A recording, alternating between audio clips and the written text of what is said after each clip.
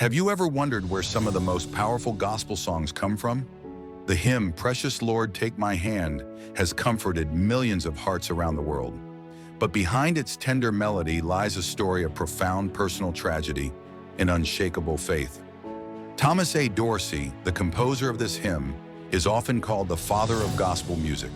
But before he wrote this song, Dorsey was a successful blues musician performing under the name Georgia Tom. He had all the marks of earthly success: popularity, acclaim, and talent. Yet it was a season of overwhelming sorrow that would forever change his life in the history of Christian music. In 1932, while Thomas Dorsey was away leading a church revival in St. Louis, he received the worst news imaginable. His beloved wife, Nettie, had died suddenly in childbirth. As if this heartbreak were not enough, their newborn son passed away shortly afterward. Dorsey was crushed. He later described feeling as if he had lost everything he lived for. In his own words, "I was alone. The world was gone." But even in the darkness of grief, God began to move. One evening, sitting alone at the piano, Dorsey poured out his anguish to the Lord. With tears streaming down his face, he began to play a melody adapted from the hymn tune, Maitland. He started singing words that rose up from his soul. Here are some of the words. "Precious Lord, take my hand. Lead me on, let me stand. I am tired. I am weak. I am worn." In that moment, his pain became a prayer. His sorrow became a song of surrender and trust.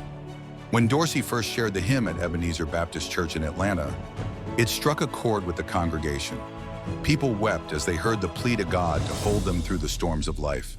The hymn spread rapidly, becoming an anthem of hope for the African American church and for all who suffer. Years later, Reverend Dr. Martin Luther King Jr. adopted "Precious Lord, Take My Hand" as his favorite song. He often asked that it be sung to encourage the crowds at civil rights marches. The night before he was assassinated, King requested that Mahalia Jackson, the great gospel singer, perform it at a rally. She would also sing it at his funeral, giving voice to a nation's grief. Since then, countless artists, Aretha Franklin, Elvis Presley, Nina Simone, and many others have recorded it. But no matter who sings it, the message remains the same. When we are weary and broken, God's hand is strong enough to guide us home. Today, "Precious Lord, Take My Hand" endures as a testimony that faith can rise from the ashes of despair.